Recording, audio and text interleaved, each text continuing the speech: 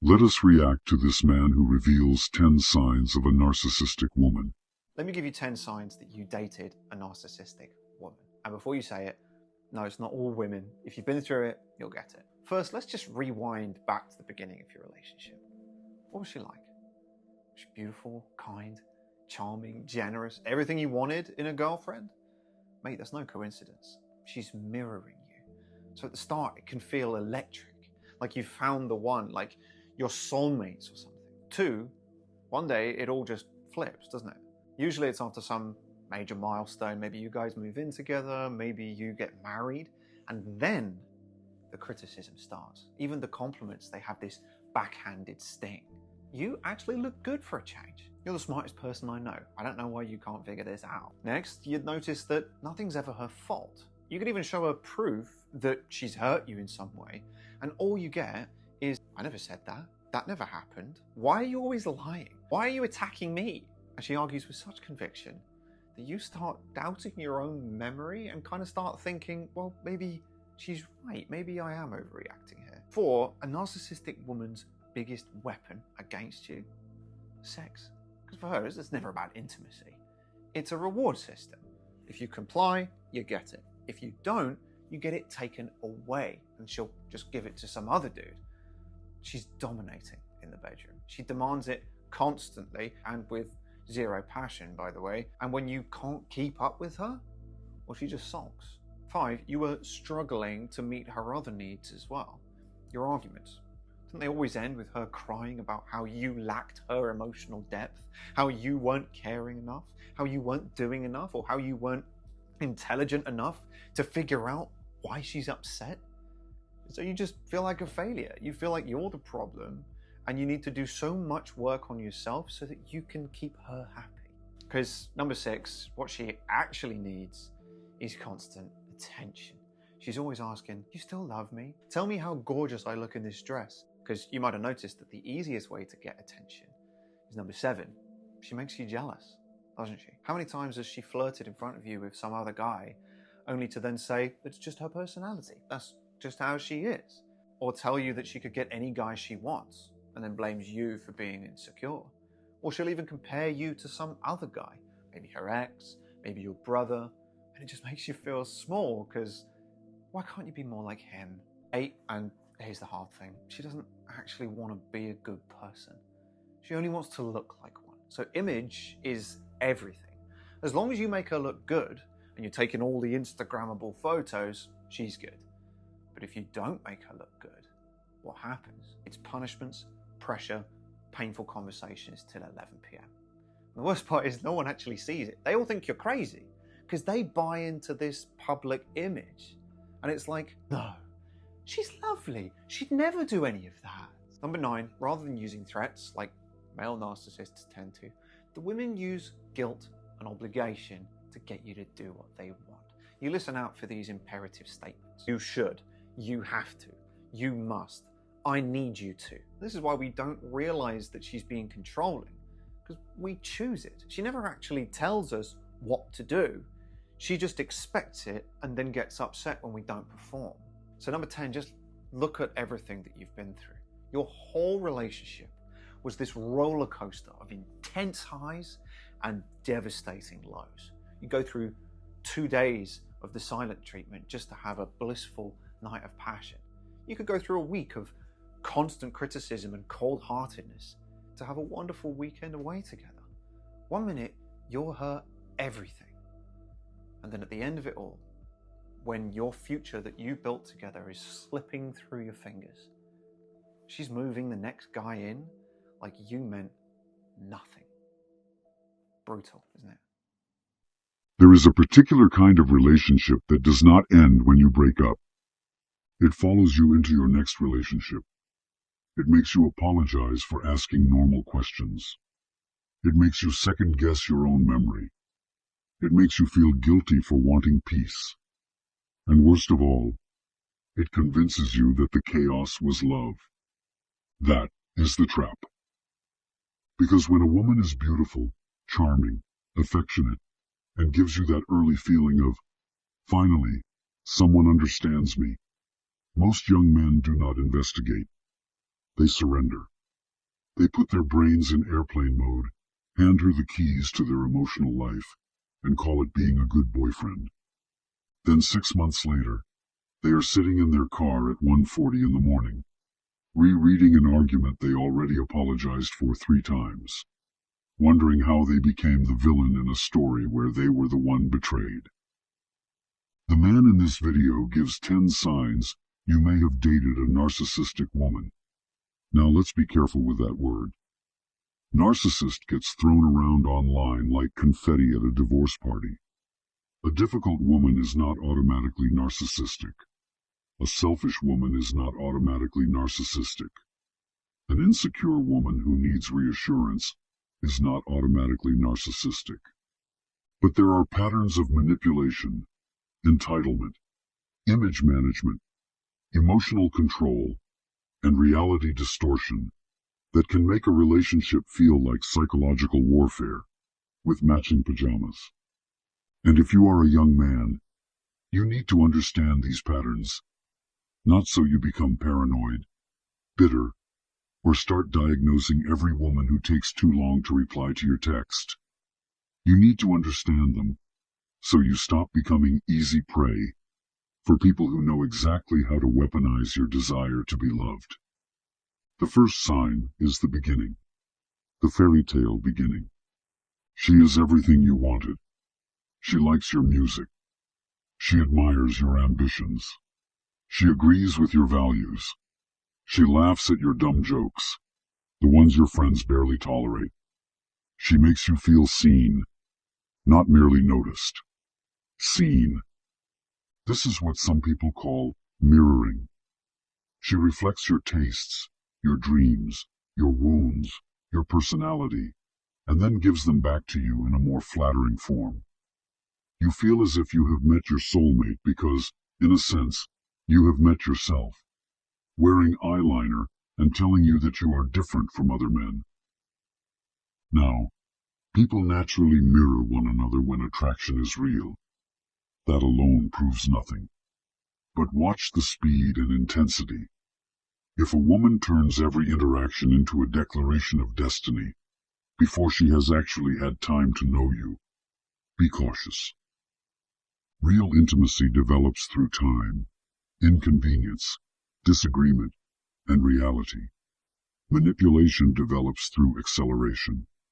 She wants emotional access before she has earned emotional trust. She wants to become central to your life before you have had the chance to observe her under pressure. The entire point is to make you invested early, because once a man is emotionally invested, he will rationalize behavior that he would have laughed at from a distance. Then comes the switch. You move in together. You become exclusive. You get engaged. You marry her. You pass some milestone that makes her feel secure that you are not leaving easily. And suddenly the admiration turns into criticism. You look good for once. You're smart. But why can't you understand something so simple? I love you, but you're not really the kind of man I usually go for. That is not playful teasing when it happens repeatedly. That is contempt in a cute little outfit. A backhanded compliment is a psychological blade designed to leave a small wound without creating enough blood for you to call it an attack. If you react, she says you are too sensitive. If you do not react, she learns that she can keep cutting. Research has been remarkably clear on the danger of contempt in relationships. Psychologist John Gottman's longitudinal research on couples identified contempt, mockery, scorn, disgust, belittling as one of the strongest predictors of relationship breakdown. Not disagreement, not arguing. Contempt. The look, the tone, the little verbal poison that says, I am above you. This is why you must learn the difference between a woman challenging you and a woman degrading you. A good woman can criticize your behavior without trying to erase your dignity. A manipulative woman wants you slightly diminished at all times. She wants you capable enough to provide value, but insecure enough to remain manageable. That is the sweet spot for her. Useful, loyal, and emotionally confused. Then we get to the third sign. Nothing is ever her fault. You bring up something she did. Maybe she insulted you. Maybe she lied. Maybe she openly flirted with someone to get attention. Maybe she broke an agreement you both made. You come to her calmly, with facts, with screenshots, with the timestamps, with the entire National Geographic documentary of what happened. And somehow you leave the conversation apologizing. That is an art form. I never said that. You're twisting things. That didn't happen like that. Why are you attacking me? You're always trying to make me the bad guy. A woman skilled at this does not merely deny the event. She attacks your ability to interpret reality. She does not just say you are wrong. She makes you feel cruel for noticing. This is where many men become trapped, because they think every conflict must be resolved through more discussion. They believe if they can just find the right words, just explain their perspective one more time, she will finally understand. No. Some people understand perfectly. They simply benefit from pretending not to. Do not argue with someone who keeps rewriting reality. State what you observed. State what you will accept. Then watch their behavior. You do not need permission to trust your own eyes. Next is sex as a control mechanism. Sex can be affection, fun, intimacy, mutual pleasure, and connection. But with a highly manipulative partner, sex becomes a currency. It becomes a reward for obedience and a punishment for independence. When you comply, there is warmth. When you set a boundary, there is distance. When you disappoint her, affection disappears. When she wants something from you, suddenly the atmosphere becomes very romantic. This is not about frequency. There is no universal rule for how much sex a healthy couple should have. It is about whether intimacy is being used to train you like a dog at a casino. Do this. Get affection. Question that. Get coldness. Stand up for yourself, and suddenly you are not meeting her needs. The desperate man sees this and starts bargaining. He buys more gifts. He suppresses more opinions. He says yes to things he hates. He turns into a trained seal clapping for a fish, except the fish is approval from someone who does not respect him. And the tragedy is, the more he abandons himself, the less attractive he becomes, not just to her, but to himself.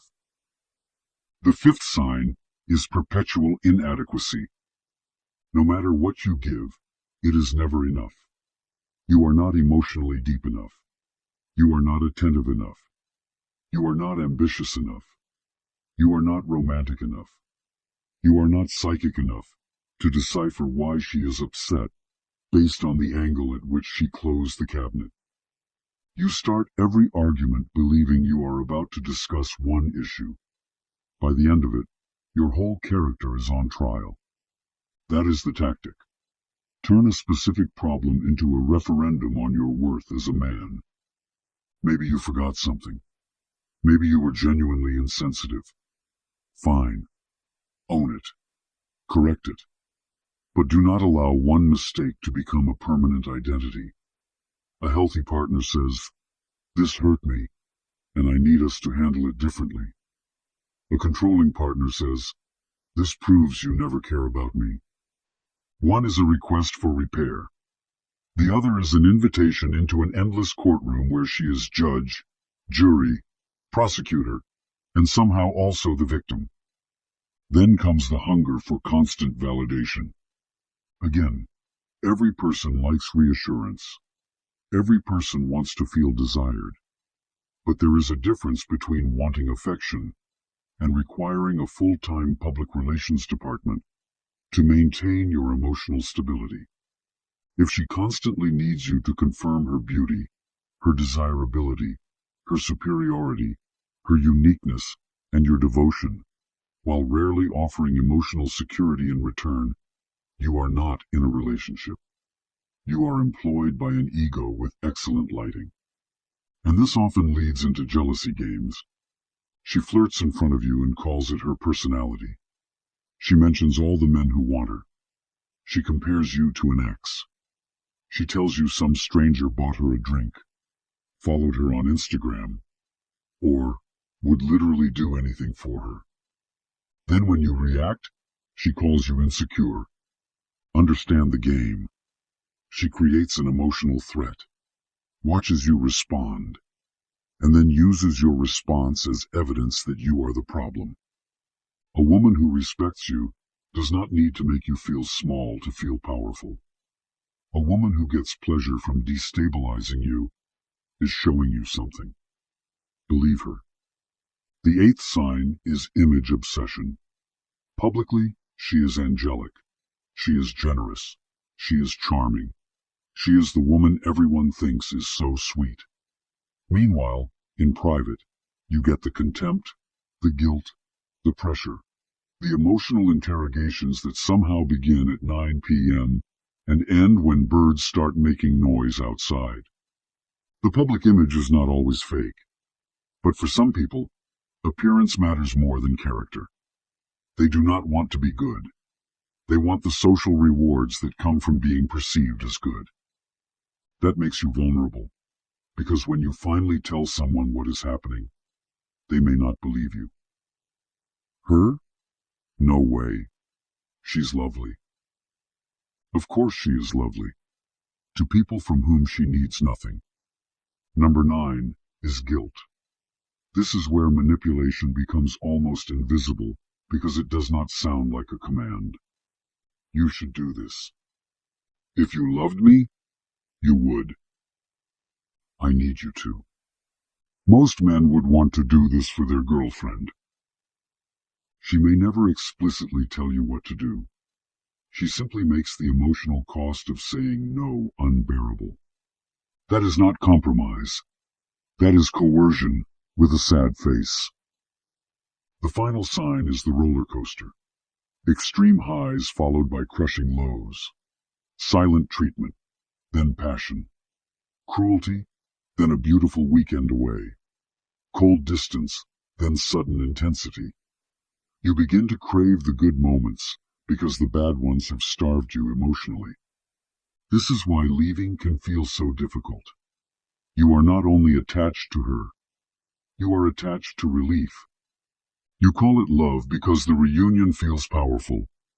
But a man rescued from drowning will feel grateful for air. That does not mean the ocean loved him. Here is your homework. For the next week, stop judging women primarily by chemistry, beauty, charm, or how intensely they make you feel in the first month. Instead, privately keep track of patterns. When conflict happens, does she take responsibility? When you say no, does she respect it?